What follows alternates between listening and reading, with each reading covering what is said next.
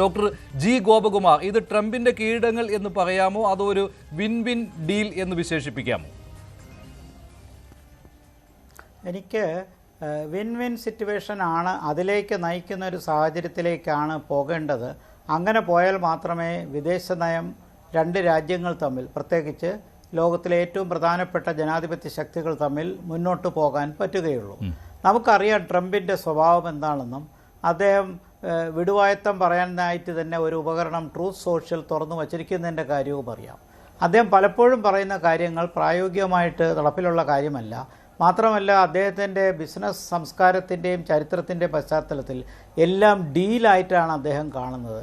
അത് ഒരു ദേശസ്നേഹപരമായ അവനവൻ്റെ രാജ്യത്തിന് വേണ്ടിയുള്ള ഒരു സ്റ്റേറ്റ്സ്മാൻഷിപ്പ് പോളിസിക്ക് പകരം പലപ്പോഴും മറ്റു രാജ്യങ്ങളെ ഇകഴ്ത്തി കാണിച്ചുകൊണ്ടുള്ള വർത്തമാനമാണ് പലപ്പോഴും കാണുന്നത്. പക്ഷേ ഇപ്പോഴിവിടെ കണ്ടത്, ഇന്നിപ്പോൾ പാർലമെൻറ്റിലൊക്കെ കുറേ വിവാദമൊക്കെ ഉണ്ടായെങ്കിലും ആ വിവാദത്തിൻ്റെ ഒരു കാരണം ഈ നമ്മളുടെ ഭാഗത്തു നിന്ന് ഇതുമായി ബന്ധപ്പെട്ട ഡീറ്റെയിൽസ് നമ്മൾ പുറത്തുവിട്ടിട്ടില്ല. ഇന്ന് പീയൂഷ് ഗോയൽ ഇപ്പോൾ വൈകുന്നേരം കുറച്ച് കാര്യങ്ങൾ പറഞ്ഞു എന്നുള്ളത് സത്യമാണ്. പക്ഷേ ഒരു കാര്യം വ്യക്തമാണ്, ട്രംപ് പറഞ്ഞതുപോലെ അല്ല കാര്യങ്ങൾ. നമ്മൾ എന്നും എക്കാലവും നമ്മളുമായിട്ട് നല്ല ബന്ധമുണ്ടായിരുന്ന റഷ്യയെ കൈയൊഴിയുന്ന പ്രശ്നമില്ല.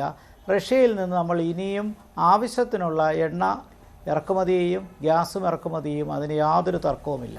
അമേരിക്ക പറയുന്ന പോലെ റഷ്യയുടെ അങ്ങ് നിർത്തിയിട്ട് വെനസ്വേലൻ ഓയിൽ വാങ്ങിക്കാൻ അങ്ങനെയുള്ളൊരു പാവയായിട്ടല്ല നമ്മളവിടെ ഇരിക്കുന്നത്. പക്ഷേ ട്രംപ് ഇന്നലെ രാത്രി ഇക്കാര്യം പറഞ്ഞതിന് ശേഷം ഇന്ത്യയിൽ നിന്നൊരു പ്രതികരണം ഉണ്ടായിട്ടില്ലല്ലോ. ഇന്ന് പീയൂഷ് ഗോയലിന്റെ വാർത്താ സമ്മേളനത്തിലും ഇത് പ്രതീക്ഷിച്ചിരുന്നു.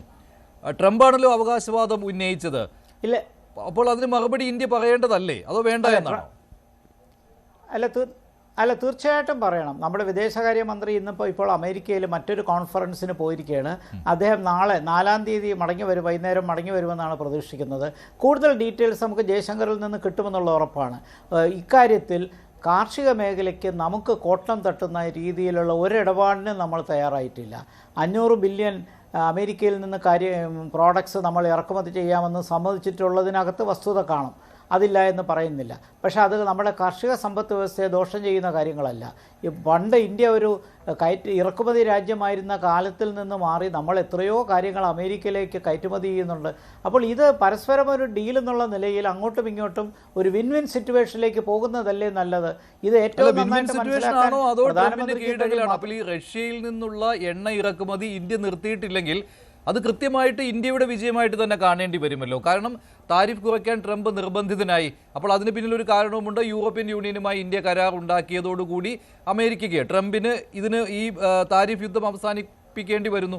അങ്ങനെ പറയുമ്പോൾ അത് മോദിയുടെ വിജയം അല്ലെങ്കിൽ ഇന്ത്യയുടെ വിജയം എന്ന് പറയേണ്ടിയിരിക്കുന്നു. പകരം റഷ്യയിൽ നിന്നുള്ള ഇറക്കുമതി, എണ്ണയുടെ ഇറക്കുമതി ഇന്ത്യ നിർത്തുകയാണെങ്കിൽ അത് വിൻ വിൻ സിറ്റുവേഷൻ എന്ന് പറയാം. ഇല്ല, റഷ്യയിൽ നിന്നുള്ള ഇറക്കുമതി നമ്മൾ നിർത്തുകയാണെങ്കിൽ അത് അമേരിക്കയുടെ സമ്പൂർണ്ണ വിജയമായി വ്യാഖ്യാനിക്കപ്പെടും. അങ്ങനെയല്ല നടന്നത്. നമ്മൾ റഷ്യയിൽ നിന്നുള്ള ഓയിൽ ഈ ഇറക്കുമതി നമുക്ക് വീണ്ടും തുടരാം.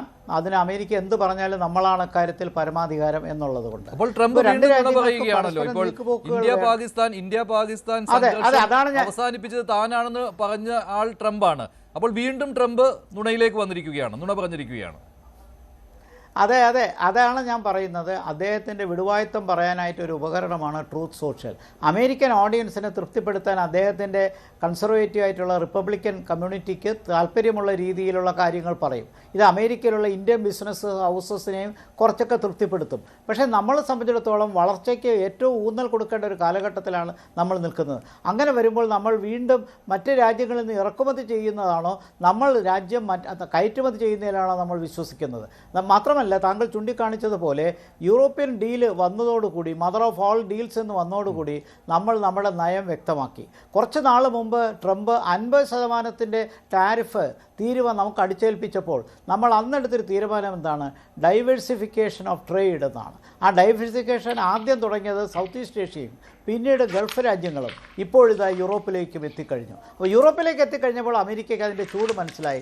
കാരണം യൂറോപ്യൻ യൂണിയനുമായിട്ട് അമേരിക്ക കുറച്ച് നാളായി തെറ്റി നിൽക്കുകയാണ്. അതിൻ്റെ കാരണങ്ങൾ നമുക്ക് എന്താണെന്ന് വളരെ വ്യക്തമാണ്. അപ്പോൾ യൂറോപ്യൻ നാറ്റോയുമായി ബന്ധപ്പെട്ട കാര്യത്തിൽ അമേരിക്ക എടുത്ത നിലപാടും ഉക്രൈൻ യുദ്ധത്തിലുണ്ടായ വ്യത്യാസങ്ങളുമെല്ലാം യൂറോപ്യൻ രാജ്യങ്ങൾക്ക് സുരക്ഷിതത്വം ഇല്ലാത്തൊരവസ്ഥയിൽ എത്തിയിരിക്കുകയാണ്.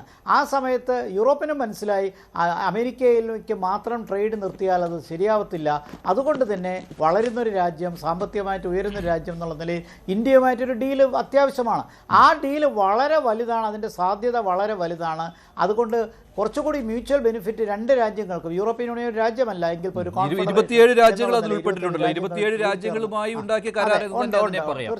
അതെ അതെ അതെ, അതുകൊണ്ട് അതൊരു രാജ്യം എന്ന് തന്നെ പറയാം. ആ ഒരു കോമൺ പാസ്പോർട്ട് ഉണ്ടല്ലോ. അപ്പോൾ തീർച്ചയായിട്ടും യൂറോപ്യൻ യൂണിയനുമായി നടത്തിയ എഗ്രിമെൻറ്റ് അമേരിക്കയുടെ കണ്ണ് തുറപ്പിച്ചു. കാരണം അമേരിക്കയെ മാത്രം ഡിപ്പെൻഡ് ചെയ്യുന്ന ഒരു ഡിപ്പെൻഡൻ്റ് എക്കോണമി അല്ല നമ്മളെന്ന് പൂർണ്ണമായി തെളിയിച്ചു. അവിടെ ട്രംപ് ഒന്ന് തിരിച്ചടിച്ചു. അതുകൊണ്ടാണ് ട്രംപ് ഈ 50-ൽ നിന്ന് നേരത്തെ തന്നെ 25-ലെത്തി, 25-ൽ നിന്ന് 18-എത്തി. ഇത് നമ്മൾ പ്രതീക്ഷിച്ചതാണ്. ട്രംപിൻ്റെ വിടുവായത്വവും ഇത്തരം വിരട്ടുകളുമെല്ലാം അദ്ദേഹത്തിൻ്റെ ബിസിനസ് ജീവിതത്തിൽ സ്വാഭാവികമായി കണ്ടിട്ടുള്ളതാണ്. അത് പക്ഷേ അദ്ദേഹത്തിൻ്റെ അഡ്മിനിസ്ട്രേഷനിൽ, പ്രത്യേകിച്ച് രണ്ടാം ഭരണത്തിൽ ഈ രീതിയിലേക്ക് നെറുകെട്ട രീതിയിലേക്ക് പോയതിൻ്റെ ഫലമായിട്ടാണ് ലോകത്തിലെ ഏറ്റവും വലിയ ജനാധിപത്യ രാജ്യമായ ഇന്ത്യക്ക് അമേരിക്കയുമായിട്ട് അകലേണ്ടി വന്നത്. നമ്മളെ സംബന്ധിച്ചിടത്തോളം നമ്മൾ മൾട്ടിലാറ്ററൽ വേൾഡിലാണ്, ബഹുമുഖ പ്രതിഭയുള്ള രാജ്യ സമൂഹത്തെയാണ് നമ്മൾ കാണുന്നത്. അതുകൊണ്ട് തന്നെ മറ്റ് രാജ്യങ്ങൾ നമുക്ക് എന്നും പ്രധാനപ്പെട്ടതാണ്. അമേരിക്ക പറയുന്ന പോലെ ഒരു വശത്തേക്ക് മാത്രം ബാക്കി എല്ലാവരും ശത്രുക്കൾ, അതല്ല. നമ്മുടെ ആഗ്രഹം ഒരു മൾട്ടിലാറ്ററൽ വേൾഡാണ്. അതിനുവേണ്ടി പരിശ്രമിക്കുകയാണ് നമ്മൾ ചെയ്യേണ്ടത്.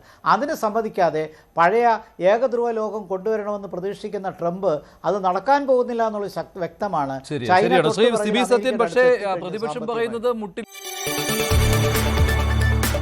കൂടുതൽ വാർത്തകൾക്ക് news 18 Keralam YouTube channel subscribe ചെയ്യുക.